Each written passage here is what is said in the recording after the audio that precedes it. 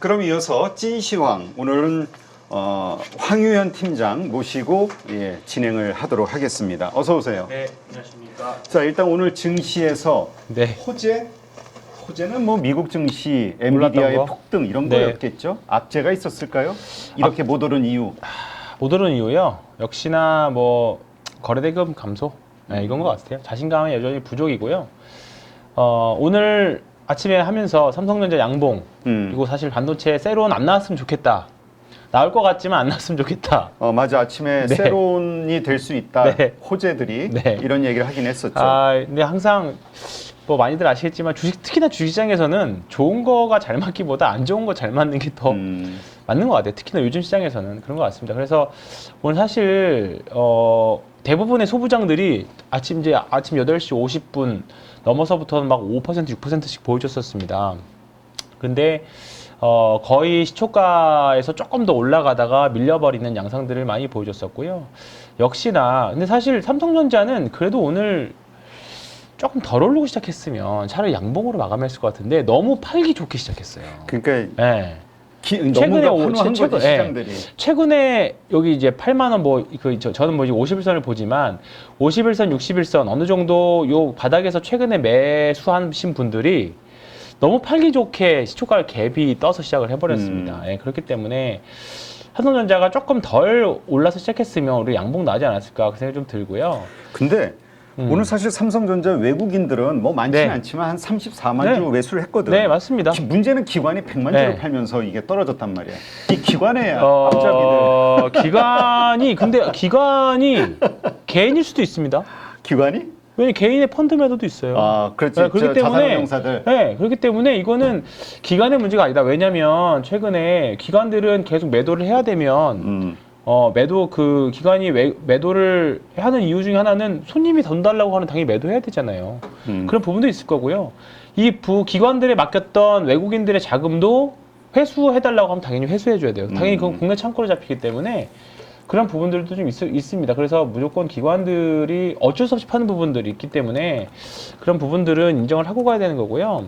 그 다음에 오늘 뭐 소부장들 안타까운 종목들이 많아요. 이수페타시스도 보면 그러니까 이런 종목들은 세론이 나올 확률이 매우 높은 게 어쨌든 주가 흐름을 보시면 잘 올라가다가 급락 이후에 반등하는 거잖아요. 근데 네. 이게 반등이 천천히 올라가면서 그러니까 약간의 가격 기간 조정을 거치면서 그림을 그려볼까요?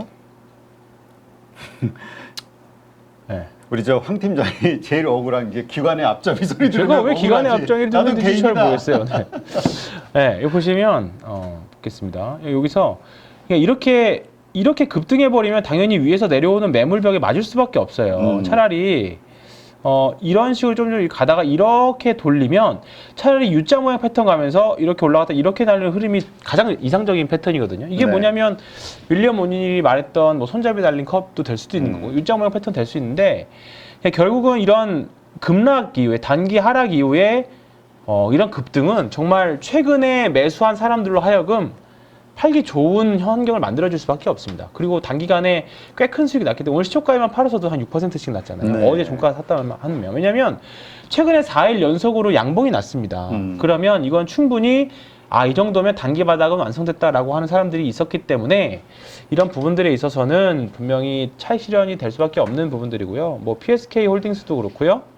뭐 이제 대부분 다 비슷한 양상을 그렸어요. 근데 요게 막판에 더 가속을 됐던 부분들은 어쩔 수 없이 2차 전지의 상승. 이런 부분들이 컸다고 생각합니다. 어제 율천화학이 대규모 이제 계약 해지가 나왔잖아요. 시총이 네. 7천억대인데 1조 5천억 정도의 계약 해지가 나왔기 때문에 오늘은 뭐 어제도 양봉은 내고 오늘도 양봉 내긴 했습니다만 어쨌든 최근에 주가 흐름은 썩 좋지 않긴 합니다. 근데 이제 이런 부분들이 그러니까 어쨌든 시장의 수급은 한정돼 있고 2차 전지가 어쨌든 저가 메리트가 됐든 오늘 2차 전지가 왜 올랐는지까지는 저도 잘 모르겠습니다만 네.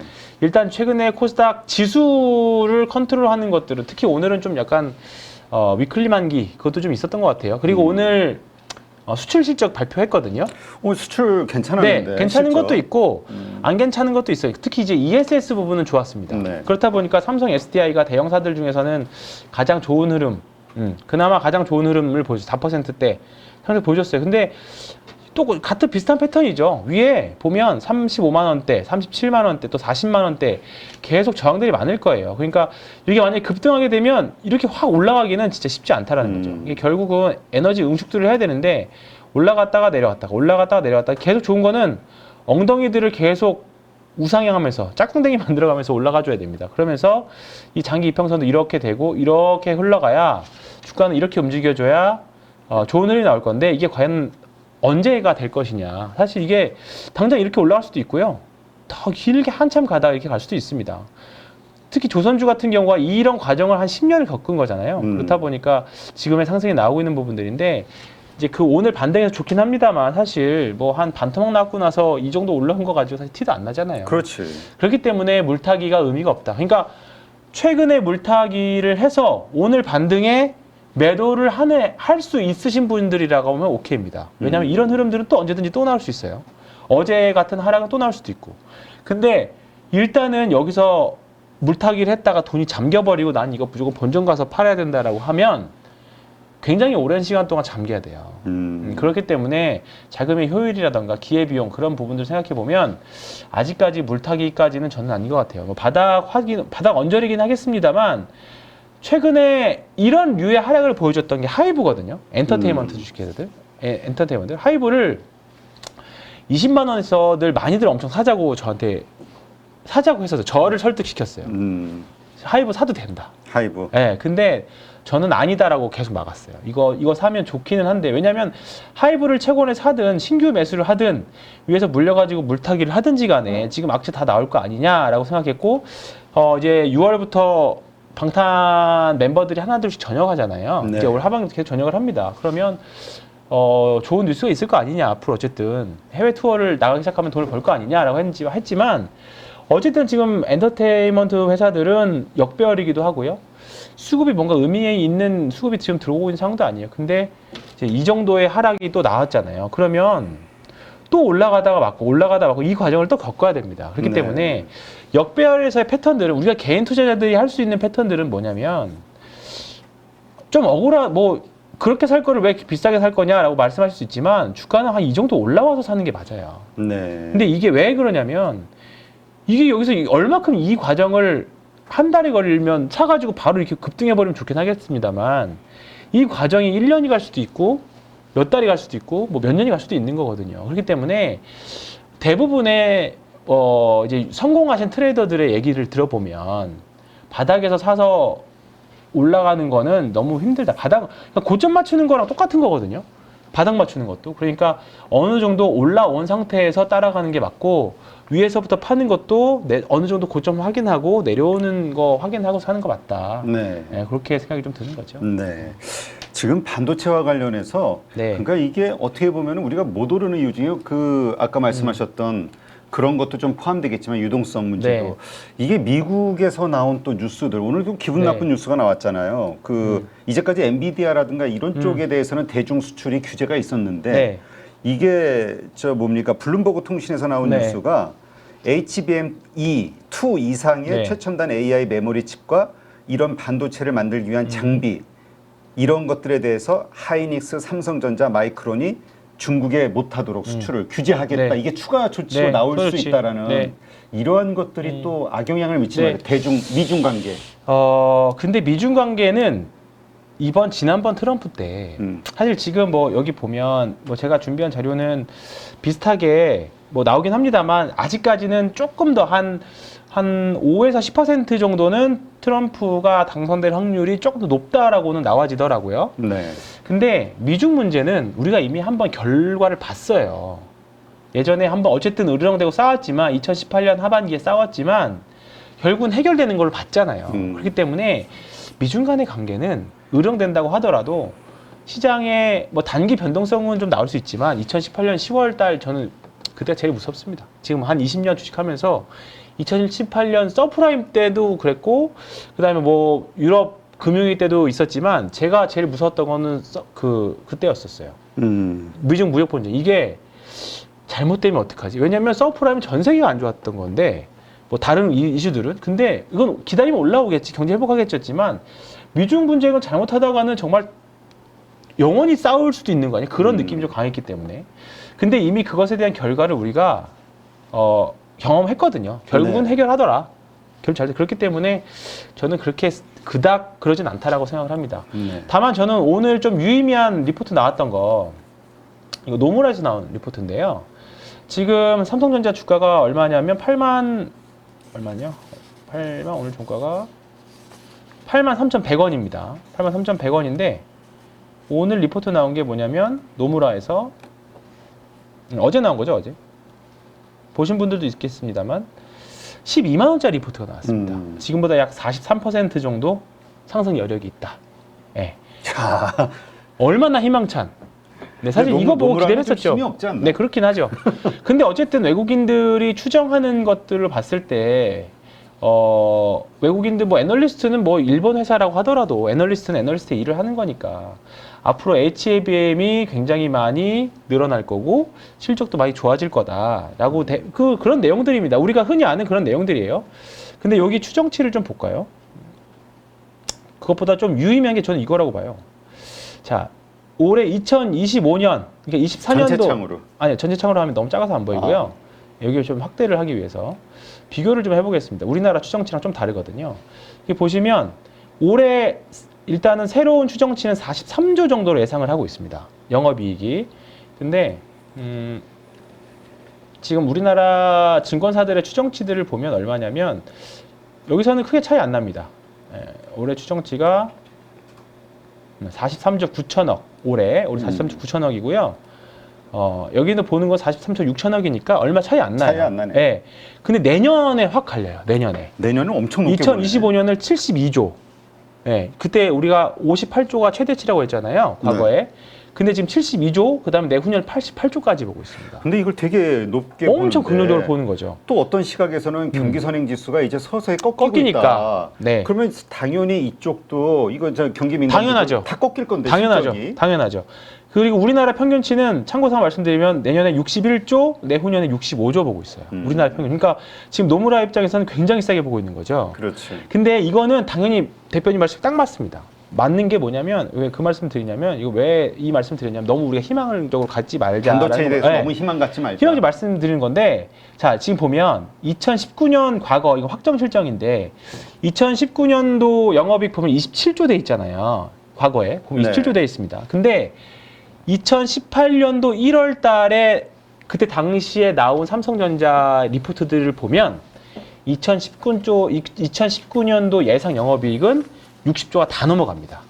대부분 다. 근데 막상 까보니까 말씀하셨던 대로 미중 무역 분쟁도 있었고 여러 가지 있어서 2019년도에 실제 확정치는 27조밖에 안 나왔어요.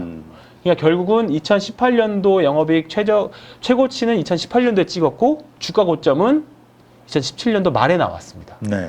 그러니까 지금 일단은 우리가 뭐 일단은 긍정적으로 보니까 좋게는 보지만 이 리포트를 너무나도 믿어서는 안 된다고 하는 게 내년도 가서 그러니까 올해는 아마 얼추 맞을 겁니다. 내년도 얼추 맞을 거고 아마 내년 상반기까지도 저는 맞을 거라고 봐요. 내년 상반기까지도 어느 정도 추정치는 맞을 거라고 봅니다. 근데 과연 내년도 1분기 깠을 때 실적 냈을 때 이 72조가 정당한지는 내년 봐야죠. 근데 다만 삼성전자가 올 3분기부터 HBM이 본격적으로 들어가고 오늘 수출 결과 나오는 것처럼 뭐 디램이나 낸드 가격 계속 올라간다 하는 그런 추대로 간다면 일단은 당분간 좀 맞을 겁니다. 근데 그렇기 때문에 일단 지금이 주가의 꼭지라고 보지는 않아요. 이게 과연 HBM 이슈가 얼마큼 갈지 최근에 JP모건도 엔비디아 탑픽에서 내렸다가 다시 바로 탑픽으로 올렸던 것들 마이크로소프트도 계속 지속 투자한다고 바로 하루 만에 말 바꾸고 그런 부분도 있기 때문에 지금은 그런 변동성 요인들의 완전 한복판에 있는 시기이기 때문에 무조건 미사다는 안 되긴 하겠습니다만 일단은 뭐 그냥 중립적인 의견으로 제가 뭐 노무라를 좋아하고 싫어하고 그런 것도 없고 그냥 일단은 아직까지는 긍정적으로 본다. 전 세계 증권사들이 그렇게 보시면 저는 좋겠다라는 생각을 좀 드린 차원에서 말씀드리겠고요. 그리고 아침에 엔캐리 트레이드에 대한 내용들을 잠깐 말씀드렸습니다. 자, 엔캐리 트레이드 자금이 여기 지금 요 세 번째 단락을 하려고 하는데요. 여기 하려고 하는데 최근에 만약에 엔캐리 요거 이것 때문에 청산이 됐다라고 주가가 빠졌다. 이걸로 주가가 빠졌다라고 하면 뭐 검색을 여기 해보면 사실 정확한 자금이 알 수 없습니다. 이건 알 수 없다라고 보는 게 맞습니다. 다만 뭐 한 수십조 원 되겠지 그냥 막연하게 그렇게 얘기를 하는 구간인데요. 만약에 사실 그 NK 트레이드의 자금의 단언컨대 대부분은 채권 투자일 겁니다. 그렇죠. 대부분 99%는 채권 투자일 거예요. 근데 다만 1%라도 그 절대적인 규모가 주식시장에 미치는 영향, 단기간에 쏟아져 나오는 거라면 당연히 영향을 미칠 수는 있겠죠. 근데 만약에 이게 NK 트레이드 자금의 청산이었다라고 하면 그러면 엔화를 빌려서 미국의 채권을 산 거기 때문에 청산이면 미국 국채를 팔았어야겠죠. 팔았어야 됐다라고 하면 국채를 가격이 떨어진다는 건 뭐예요? 금리가 올라가는 거여야 되는데 최근에 미국 10년물 국채 이거 일주일 차트거든요. 일주일 차트는 주가만 박살났지 금리는 계속 빠졌어요. 네. 그러니까 NK 자금의 청산이라고 보기에는 좀 어렵다. 그 말씀을 좀 드리고 싶습니다. 그래서 너무 우리가 뭐 시장에서 최근에 뭐 뉴스나 이런 언론에서 하락에 대한 원인을 찾기 위해서 뭔가 기사를 쓰고 이목을 끌기 위한 뭔가 헤드라인을 찾다 보니까 NK 자금 청산 아니냐라고 할 수 있지만 그냥 기사를 하락의 명분을 찾기 위한 거지 않을까 그 생각이 듭니다. 그래서 맞아요. 원래 다 이것도 보니까 후행적으로 나오잖아요. 그렇죠. 리포터들도. 네, 맞습니다. 그래서 일단 이 부분들이 저는 그렇게 무조건적으로 보시지 않아도 된다. 그래서 제가 뭐 과거 한 올 상반기부터 작년 하반기부터 상반기 계속 미국 국채나 우리나라 국채 투자하시면 좋겠다 했는데 지금 금리가 예상대로 많이 떨어졌어요. 그러면서 가격이 올라오면서 지금 환에서도 일정 부분 수익이 난 부분들도 있지만 지금 가격 매매 차익도 사실 예상대로 지금 가고 있는 구간입니다. 그래서 일단은 어쨌든 간에 미국이 기준금리는 많이 올라져 있는 상태고 이제 떨어지는 상태이기 때문에 과연 얼마큼 채권금리가 반영해서 뭐 실금리를 무조건 따라가는 건 아니니까 떨어질지 모르겠습니다만 일단은 기존 하락으로 돌아섰다. 다만 채권 이제 9월 달에 있을 금리의 성격. 그러니까 네. 지금 금리 인하 하면 네. 다들 막 증시는 더 좋아질 거라고 네. 생각하는데 이거에 안 대해서 되죠. 우리가 의심을 한번 해봐야 네, 돼요. 이제는 무조건 의심해야 됩니다. 의심을. 네. 왜냐면 지금 실업률이 점점 안 좋아지고 맞습니다. 있다. 이 네. 얘기는 사실 경기가 안 좋아지고 있다는 맞습니다. 얘기이기 때문에 네. 경기 침체가 원인이 되는 금리 인하는 항상 맞습니다. 시장에 그렇죠. 급락을 가져왔기 때문에 네. 좀 고민을 해봐야 될 것 네. 같고. 그래서 요게 보면 준비한 것 중에 실업률 아침에 이게 3회 법칙 말씀드렸는데 지금 이번 주 금요일이거든요. 내일입니다. 내일 밤. 지금 4.1이에요. 이거 보시면 추세 보시면 아시겠지만 뭐 소폭이지만 올라가고 있어요. 소폭이지만 이 부분에 사실 걱정을 하고 있는 거죠. 그러니까 이번 주 이전치가 4.1이고요. 이번에 예측하는 것도 4.1 정도 나와야 됩니다. 근데 실업률이 뭐 4.2나 4.2 정도까지는 뭐 그래도 충격은 뭐 크진 않겠지만 그 이상으로 나온다. 그러면 올해 어젯밤에 파월 의장이 얘기했던 대로 실업률이 나빠지면 금리 인하를 빨리 하겠다라는 거는 결국은 경기 둔화로 해석할 수 있다라는 거죠. 금리 인하 자체가. 그렇기 때문에 지금 상반기까지는 금리 인하에 대한 기대감으로 주가가 올랐다라고 하면 하반기부터는 금리 인하가 이제 경기 둔화 오는 거 아니야? 예. 그동안 왜냐면 그동안 고금리로 계속 기업들이 버텨왔는데 덕분에 금리가 높아서 대기업들은 살아남았잖아요.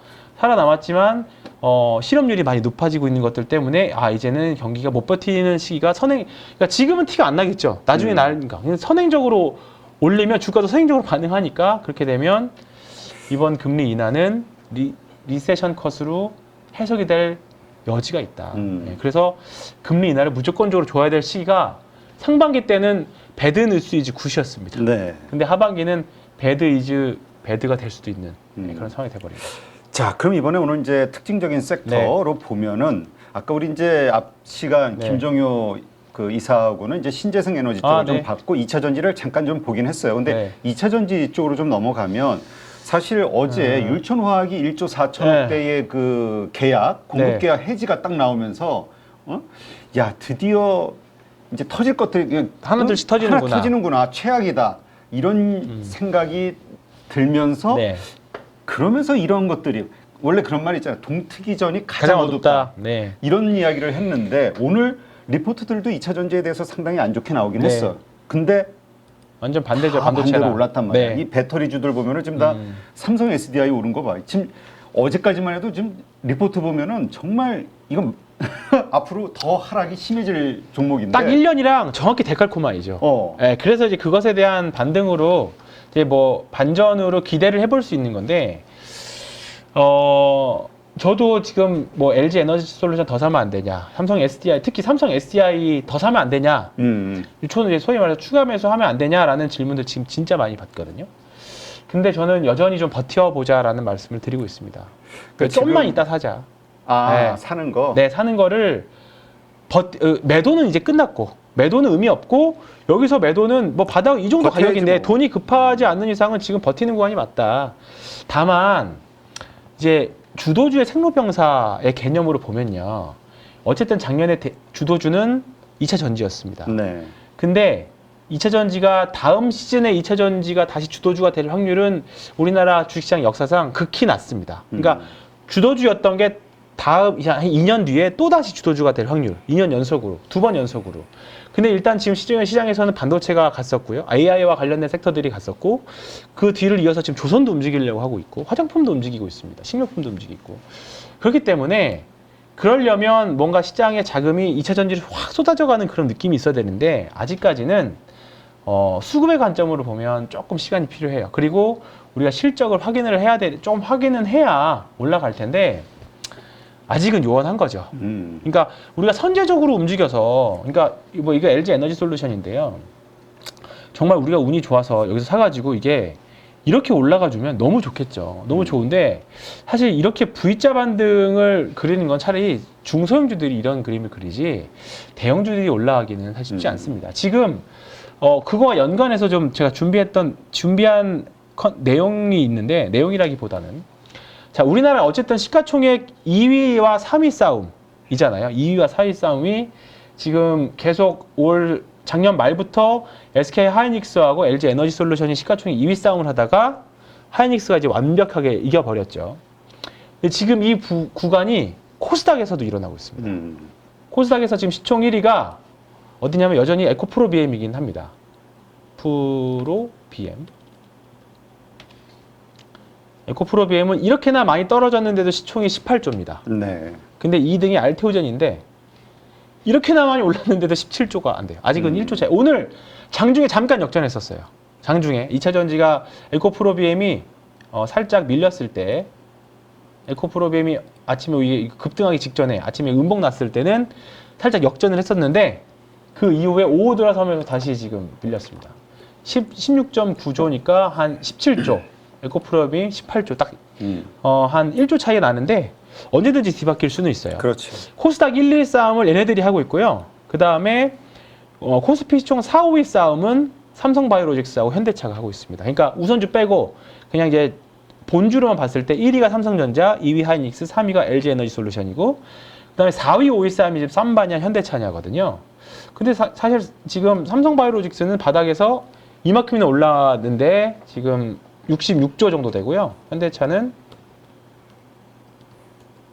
53조입니다. 빠져서 올랐다 빠져서. 그래서 일단은 지금 4위가 삼성바이오로직스인데, 지금 공통점은 둘 다 코스피, 코스닥 모두 헬스케어 섹터가 들어있다라는 게 좀 의미 있다라는 거죠. 그래서 어쨌든 약가 인하에 대한 부분들, 그 다음에 금리 인하에 대한 이슈들, 이런 부분들, 트럼프가 항상 약가 인하에 대한 이 기조를 가져왔고, 그 다음에 생물보안법 이슈는 계속 가져가야 되는 이슈거든요. 지금 조금 시장에서 좀 약간 소외됐지만, 만약에 트럼프가 되면 분명히 더 지금 반도체 하는 것처럼 우시 바이오로직스 같은 중국 CDMO 업체들에 대한 규제가 될 겁니다. 그러면 1수에는 아마 우리나라 CDMO 회사들이 되겠죠. 뭐 약간 삼성바이오로직스는 좀 대형 CDMO긴 합니다만, 중형 CDMO 이상에서는 일단은 뭐 바이넥스라던가 뭐 ST팜이라던가 그런 회사들이 셀트리온 같은 회사들이 될 수 있기 때문에, 일단은 코스피, 코스닥 할 거 없이 지금 의미 있는 위치에서의 움직임들을 보여주고 있는 건 헬스케어 섹터들.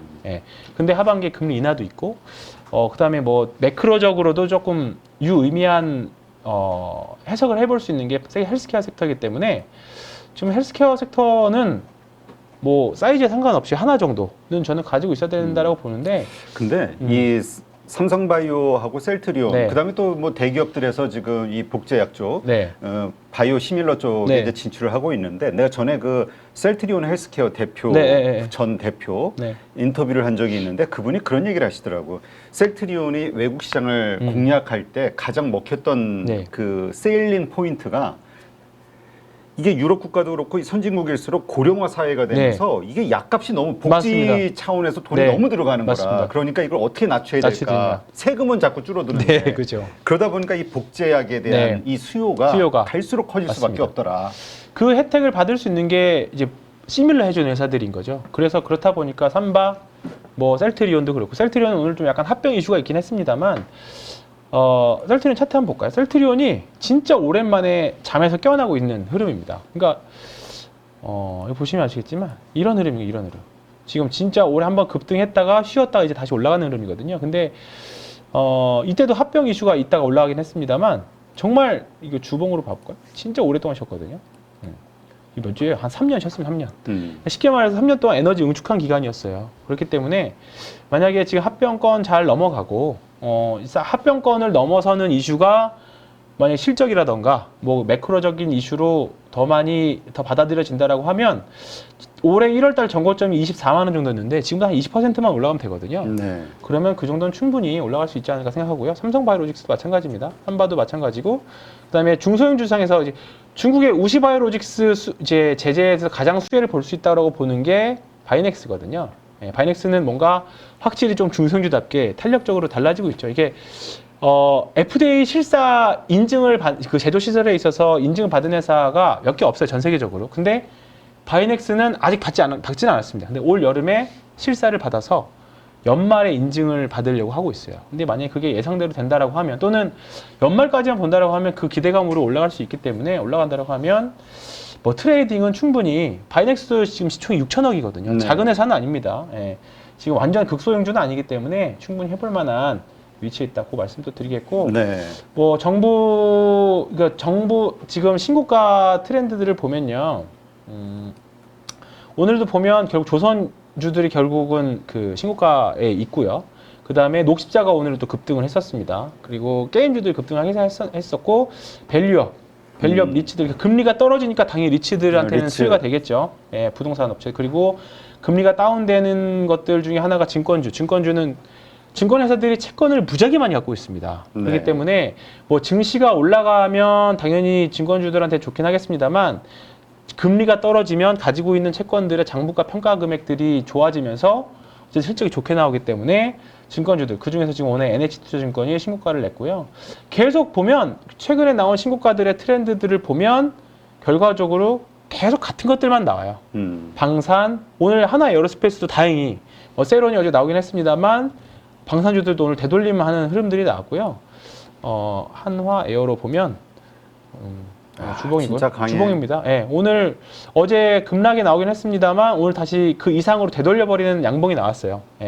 소위 말해서 이제 잉태형이 나왔습니다. 잉태형이 나왔기 때문에, 상승 잉태형이 나왔기 때문에 내일 한번 주가를 기대해 볼 수 있는 흐름들입니다. 그래서 일단은 방산은 아직 끝나 보이진 않는다. 그리고 뭐 LIG 넥스원도 이번에 실적이 생각보다 조금 컨센보다는 안 좋아서 그렇긴 합니다만, 조금 저가 메리트 본다라면 해보실 만하고, 그 다음에 하나오션도 오늘 저가 조선주 중에 해볼 만하다 했던 게 하나오션이었거든요. 근데 오늘 급등이 나왔습니다. 그러면 하나오션으로 공급하는 엔진사, 하나엔진. 한번 다음 주에 한번 기대해 볼 만합니다. 네. 오늘 STX 중공업이 그 이제 현대 마린 엔진으로 이제 그 HD 그룹으로 인수되면서 이제 3위 곧 바뀌거든요. 네. 근데 STX 엔진이 있고 STX 중공업이 있는데, STX 엔진은 보조 발전기 그런 엔진 만드는 회사고요. 실제로 이제 중소형 선박 엔진을 만드는 회사는 STX 중공업입니다. 근데 그거 기대를 하고 나서 지금 이제 신고가를 가고 있거든요. 현대미포조선이 많이 올라가니까. 근데 하나 엔진도, 하나오션이 드디어 이제 올라가기 시작했기 때문에 하나 엔진도 같이 보시면 저는 좋을 것 같다. 그 말씀을 한번 또 드리겠습니다. 네.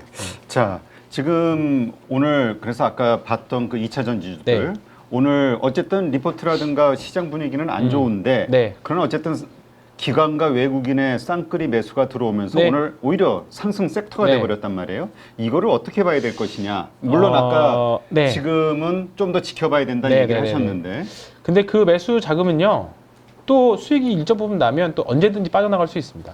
예, 물론 요 동향이 전형적으로 빠져나가는 이거 SDI 매매 동향인데 개인은 계속 사고 외국 기관은 쭉 팔고 있습니다만 뭐 과거에도 보면 그런 상태가 많이 있긴 했었어요. 근데 또 올라오면 또 외국인들은 또 쏙 빠져서 나갈 수도 있는 그런 위치이기 때문에 저는 일정 부분 최근에 뭐 오늘 또는 오늘 샀다라고 하면 일정 부분 수익들은 챙기고 가시는 흐름들이 낫지 않을까 그래서 여전히 듭니다. 네. 알겠습니다. 일단은 좀 더 지켜보자. 네. 그런 의견을 가지신 걸로 이해하겠습니다. 네. 자, 이제까지 황유현 팀장과 함께했고요. 고맙습니다. 네, 고맙습니다.